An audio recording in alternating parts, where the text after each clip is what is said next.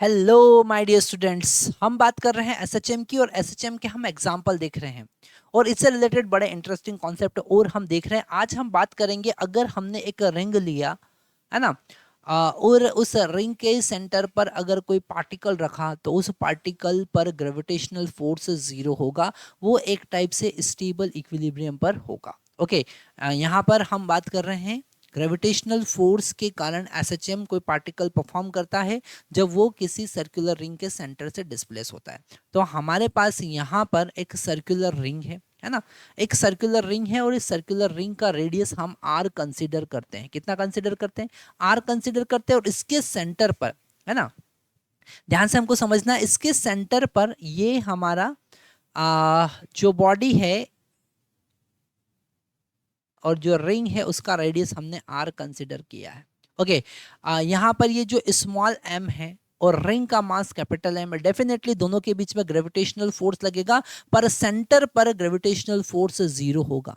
Okay, ये point आप बड़ा इंपॉर्टेंट पॉइंट लिख सकते हैं। Due to symmetricity gravitational force at the centre is equal to zero. आप लिख सकते हैं ड्यू टू, क्या लिख सकते हैं? Due to symmetricity. Okay, due to symmetricity, symmetricity के कारण gravitational force at centre, gravitational force at centre is equal to zero. Centre पर ग्रेविटेशनल फोर्स कितना होगा? जीरो होगा। Gravitational force at centre is equal to zero, है ना। अब यहां पर ग्रेविटेशनल फोर्स जीरो होगा, वो इक्विलिब्रियम में होगा। अब इस इक्विलिब्रियम से हमने उसको डिस्टर्ब किया, है ना, उसको हम यहाँ पर एक्स डिस्टेंस पर लेकर आए। तो ये डेरिवेशन हमने देखा है ग्रेविटेशन फील्ड में कि ग्रेविटेशनल फील्ड इंटेंसिटी अगर हमको फाइंड करना है ड्यू टू सर्कुलर रिंग, तो वो ग्रेविटेशनल इंटेंसिटी या फिर हम यहाँ पर बात कर रहे हैं gravitational force toward the centre होगा। तो अगर आप एक्स डिस्प्लेसमेंट की बात करें, एक्स डायरेक्शन की बात करें, तो फोर्स अपोजिट डायरेक्शन में होगा और वो फोर्स होगा minus G capital M into x into small m into x divided by x square plus r square raise to power 3/2। अगर ये कहाँ से आया है आपको देखना है तो लिंक डिस्क्रिप्शन बॉक्स में गिवन है, वहां पर आप क्लिक करके ये डेरिवेशन एक बार देखिए। The gravitational field, gravitational force due to circular ring on a particle placed at distance x from the center। तो हमने यहाँ पर x डिस्टेंस पर पार्टिकल रखा है, ओके, और उस पर फोर्स हमने कैलकुलेट किया।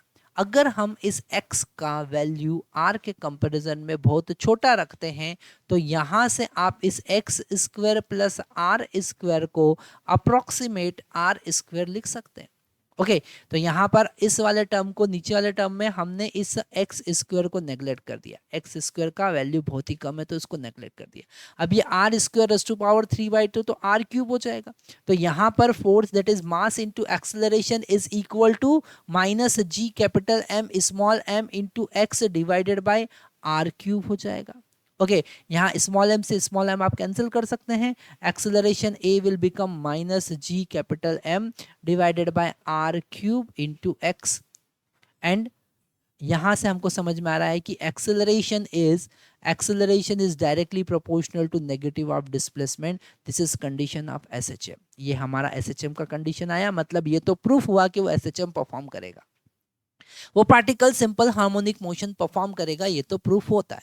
पर अब उसका अगर आपको टाइम पीरियड कैलकुलेट करना है, अगर हमको टाइम पीरियड कैलकुलेट करना है तो टाइम पीरियड कैलकुलेट करने के लिए आप यहाँ पर जनरल इक्वेशन से कंपेयर करेंगे। A is equal to minus omega square X से कंपेयर करेंगे तो यहाँ से ओमेगा स्क्वायर का वैल्यू आया G capital M by are cube. तो यहां से ओमेगा का वैल्यू हमारे पास में आएगा, omega is equal to root G capital M divided by r cube. Okay, अगर हम टाइम पीरियड निकालना चाहें तो टाइम पीरियड हमको पता है 2 पाई रूट, ये उल्टा हो जाएगा, that is r cube divided by G M हो जाएगा। ओके तो बड़ा इजीली आप यहाँ पर टाइम पीरियड कैलकुलेट कर सकते हैं। ऐसे ही अगर हम इलेक्ट्रोस्टैटिक फोर्स की बात करें तो सेम डेरिवेशन आप इलेक्ट्रोस्टैटिक फोर्स के लिए भी देख सकते हैं। अगर हमने एक सर्कुलर रिंग लिया, उसके सरकमफेरेंस पर अगर पॉजिटिव चार्ज डिस्ट्रीब्यूट किया और सेंटर पर नेगेटिव चार्ज रखा और उसको डिस्प्लेस किया तो वो एसएचएम परफॉर्म करेगा। पर वहां पर टाइम पीरियड का फार्मूला डेफिनेटली अलग ही होगा, क्योंकि वहां पर हम इलेक्ट्रोस्टैटिक फोर्स की बात करते हैं। यहाँ पर हम ग्रेविटेशनल फोर्स की बात कर रहे हैं, वहां पर हम इलेक्ट्रोस्टैटिक फोर्स की बात करते हैं। तो हमारे पास में एक रिंग है ना, एक रिंग है जिस पर हमने पॉजिटिव चार्ज रखा है। वापिस से हम अब इसी केस को इलेक्ट्रोस्टैटिक फोर्स के लिए सॉल्व कर रहे हैं। तो यहाँ पर इस रिंग पर पॉजिटिव चार्ज रखा हुआ है, पॉजिटिव चार्ज रखा हुआ है ना, पॉजिटिव चार्ज हमने इस रिंग पर यूनिफॉर्मली डिस्ट्रीब्यूट कर रखा है, दैट इज क्यू। ओके और यहाँ पर माइनस क्यू हमने रखा हुआ है। अगर माइनस क्यू रखेंगे तो स्टेबल इक्विलिब्रियम में होगा, और अगर प्लस क्यू रखेंगे तो अनस्टेबल इक्विलिब्रियम में होगा, तब एसएचएम परफॉर्म नहीं करेगा। ओके तो यहाँ पर अगर सेंटर पर माइनस क्यू चार्ज रखा है तो वो स्टेबल इक्विलिब्रियम में रहेगा, स्टेबल इक्विलिब्रियम में रहेगा, वो एसएचएम परफॉर्म करेगा। These are very very important points that you have to write down. And if the particle is having plus q charge, so it will be unstable equilibrium, it will be in unstable equilibrium, वो unstable equilibrium में रहेगा और वो SHM perform नहीं करेगा, वो वापस centre पे आएगा ही नहीं। ओके तो अगर हमने इसको डिस्प्लेस किया यहाँ से, है ना, अगर हमने इसको सेंटर से डिस्प्लेस किया x डिस्टेंस, तो यहाँ पर हमको इलेक्ट्रिक फील्ड का फॉर्मूला पता है ना, इलेक्ट्रिक फील्ड का फॉर्मूला पता है, electric field at the centre at the distance x from the centre of ring is equal to q divided by 4 pi epsilon naught, divided by 4 pi epsilon naught a square sorry r square plus x square raised to power 3/2। Okay raised to power 3/2। तो ये हमारे पास formula होगा और यहाँ numerator में हमारे पास में x भी आएगा।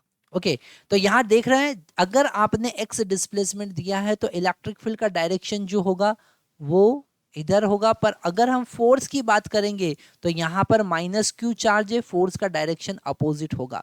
आप 11th में अगर हैं तो ये वाला कॉन्सेप्ट आपको इतना इजीली क्लियर नहीं होगा, पर यही कॉन्सेप्ट जब हम जेई की बात करते हैं, जब हम एडवांस की बात करते हैं, नीट की बात करते हैं, तो वहाँ पर एसएचएम से रिलेटेड क्वेश्चंस हमारे पास आते हैं, इसलिए हम पहले से ही आपको बता रहे हैं। तो ये फार्मूला केवल आपको याद रखना है, फोर्स हो जाएगा minus electric field into q. Okay तो फोर्स हो जाएगा F is equal to minus q into x divided by 4 pi epsilon naught r square plus x square raised to power 3/2। फिर से अगर हमारे पास कंडीशन गिवन है कि x is very very small as compare to the radius r, okay अगर वो बहुत ही छोटा है तो यहाँ पर आप x square plus r square को अप्रोक्सीमेट आर स्क्वायर ही लिख सकते हैं। तो ये हो जाएगा mass into acceleration is equal to negative q into q divided by 4 pi epsilon naught r cube into x. और यहाँ से हमको क्लियरली समझ में आ रहा है कि अगर m से हम डिवाइड करेंगे तो acceleration is equal to minus q into q divided by 4 pi epsilon naught m into r cube होगा इंटू एक्स होगा। तो ये एसएचएम का कंडीशन आया क्योंकि acceleration is directly proportional to negative of displacement. तो एसएचएम परफॉर्म करेगा, पर कंडीशन ये है कि वो नेगेटिव चार्ज होना चाहिए, दोनों का चार्ज अपोजिट होना चाहिए, तभी स्टेबल इक्विलिब्रियम होगा तो ही एसएचएम परफॉर्म करेगा, नहीं तो अनस्टेबल इक्विलिब्रियम में एसएचएम परफॉर्म नहीं होता है। ये जो की पॉइंट हम आपको बता रहे हैं बहुत इंपॉर्टेंट है, जो आपको याद रखना है।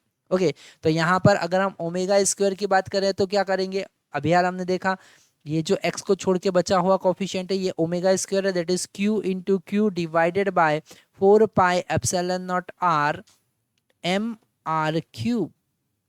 अगर टाइम पीरियड की बात करेंगे तो टाइम पीरियड कितना होगा 2 pi root 4 pi epsilon naught m उस पार्टिकल का मास है, r cube divided by q into q. Okay तो ये हमारे पास फॉर्मूला आया।